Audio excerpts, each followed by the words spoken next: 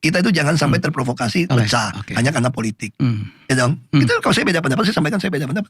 Sama dengan Pak Jokowi kan, beda pendapat. Itu banyak orang nanya tuh. Beda pilihan Kok bisa pecah dengan Pak Jokowi ya? Kita pikir dulu, orang pikir kan udah deket banget. Memang pernah di satu ini kan. Ya, cuma kan beberapa prinsip buat saya itu nggak bisa kita tolerir. Misalnya MK bisa mengambil alih porsi legislatif, kan itu nggak bisa.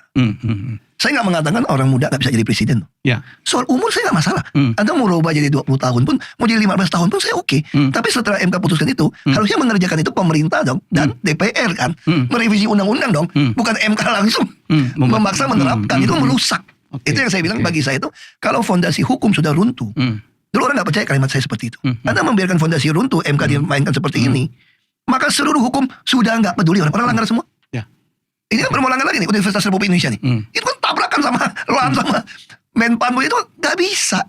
Atau lu nggak boleh rangkap jabatan, MK putusin. Nah sekarang saya tanya kan, dulu putusin umur wapres langsung berlaku, MK langsung berlaku. Padahal saya balik ke DPR dong, secara konstitusi ya. Nah sekarang diputuskan wamen nggak boleh rangkap jabatan, dicuekin tuh. Atau TNI, Polri yang jabat-jabatan harus mundur, malah jadi dirubah, undang-undang mau dirubah. Makanya saya bilang jangan harap lagi lah negara ini bisa taat konstitusi. Kalau yang konstitusi dasar saja sudah dirobohkan. Beda pendapat. Terus subsidi juga saya sudah sampaikan. Kita kan pengen katakanlah tanda kutip ya. Itu kan sempat kita mau perang di Laut Cina Selatan nih, laut Cina nih. Saya tanya teman-teman saya yang ngerti di kapal angkatan laut gitu kan. Minyak solar kita aja mungkin 3 hari seminggu habis kau perang. You know? Nah pemerintah perintahkan supaya kita punya stok bahan bakar, punya ketahanan energi. Lu punya duit 50 miliar dolar nggak ada stok? Makanya saya usul. Apa yang saya usul, kita punya tanah besar di Tuban, kita punya banyak tanah besar Pertamina. Kenapa nggak seperti saya di Jakarta dulu, masukin dalam e-katalog satu halaman di LKPP ya, Lembaga Kebijakan Pengadaan Barang Jasa Pemerintah itu.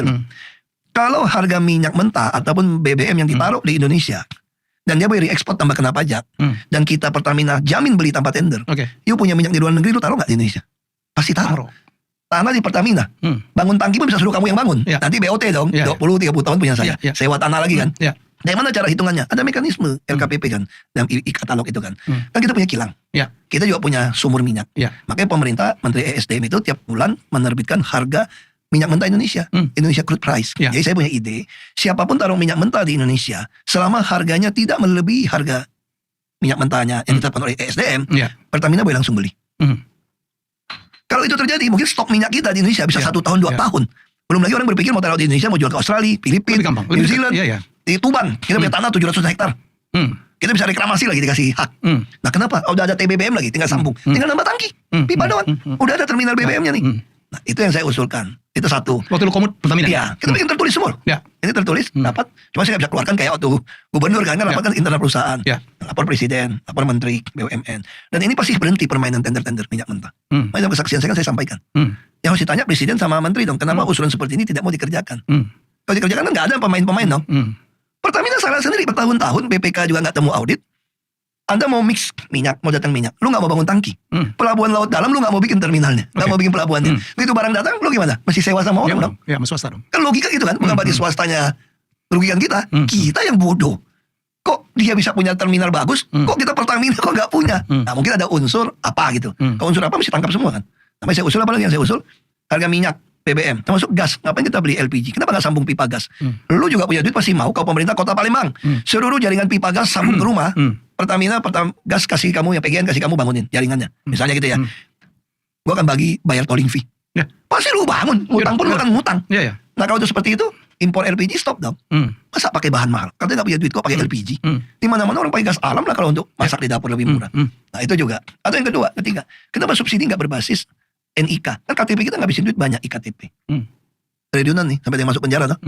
Itu kalau di Malaysia di mana itu kan ada chip kayak keuangan kayak kartu itu loh. Pakai itu aja bisa langsung buat untuk subsidi. Nggak usah bikin kartu, nggak usah tiap kementerian, tiap bagian tuh ada subsidi. Itu aja KTP. Begitu KTP masih takut ada bikin KTP lebih, langsung kenain NPWP. Pajak. Single identity. Lu mau nggak bikin KTP 2 kalau lu kena pajak 2 kali? Nggak mungkin. Nah dengan cara itu semua orang punya HP. HP kita pun udah punya email terdaftar semua nih. Kenapa nggak pakai digital voucher digital? Bisa contoh gini ya. Harga minyak kita rapat ini. Pertamina akan untung lebih besar kalau cuma jualan Pertamax, Turbo dan Dex. Kalau Pertalite semua gak usah, ngapain campur-campur jadi jelek. Simpan juga mahal dong. Kalau itu Pertamax Turbo rakyat gimana? Keberatan dong. Ditanya. Nggak apa-apa, 15.000. Mau subsidi 5.000. Balikin ke HP-nya voucher digital 5.000. Tapi gue kasih batas waktu nih. Sebulan lu kagak ngisi minyak lagi, berarti mobil lu gak jalan dong, motor lu gak jalan dong, hangus. Begitu hangus, duitnya kan balik ke pemerintah. Nah, pas sekarang udah bentuk barang. Ya. Banyak orang jadi kaya raya nih jualan minyak. LPG 92-97% itu ada LPG 3 kilo orang pindahin. Tangkap nggak? Dari oknum aparat. Oknum aparat mungkin terlibat di dalamnya. Karena duit gede nih. Nah, itu yang saya bilang kita mungkin bisa hemat ya. Dari subsidi LPG 111 triliun dianggarkan. Saya berani cuma 50 triliun atau 30 triliun. Nah, apalagi kita juga bisa stop impor supaya hemat devisa. Kan LPG kita impor. Caranya gimana? Kalau kita punya batu bara, udah listrik aja. Kayak orang kampung saya di Belitung dulu dari kecil ya. Kita panggang roti masak air pakai listrik loh. Karena ada PLTD peninggalan Belanda. Kita bayar ampere langsung. Di Beltim nih? Iya. Seluruh Belitung begitu dulu dari Belanda tinggalin PLTD gede. Hancur dan jual besi tua sekarang. Tapi makanya Belanda penjajah kita masih ninggalin warisan banyak loh. Termasuk jaringan kereta api kita. Bendungan-bendungan. Wah, ini sekian tahun kita merdeka, kok kita ngutangnya dolar tambah payah kita nih. Nah, itu saya bilang. Terus saya usul, kalau seperti itu bisa aja 1.300 watt listrik subsidi atau free. Jadi orang masak air, masak apa? Karena kompor kan 800-900 watt. Bila perlu naikin 2.200 watt free. Toh PLN udah bakar terus kok. Begitu dibakar batu bara kan listriknya sama. Pakai nggak pakai sama. Lalu batu bara tambah mahal gimana? Saya bilang kalau saya sih saya nggak mau DMO. Ngapain DMO paksa orang jual dalam negeri? Kalau saya cara orang kampung aja. Orang kampung saya punya tanah pasir. Waktu saya mau ngambil, ngajak bagi untung, orang kampung saya nggak mau. Dia nggak bisa ngitung. Saya patungnya gini aja lah, lu ngangkut 100 truk, 10 truk punya gua. Lu mau beli balik dari gua boleh, gua mau jual ke orang boleh. Simple aja. Dan itu udah ada presiden hukum. Migas kita kan begitu. Orang ngebor minyak, lifting minyak, 15% punya negara. Bagi hasil. Bagi hasil itu, negara kita bisa beli lagi. Nah, kenapa semua tambang mineral nggak kayak begitu? Coba kalau batu bara, nikel, emas kayak begini, negara kaya, termasuk provinsi di daerahnya, masih kaya. Bagiin, kita tinggal tentuin. Kan bisa dalam negeri. Pendapatan ini hanya boleh fokus untuk pendidikan kesehatan. Atau untuk pertanian.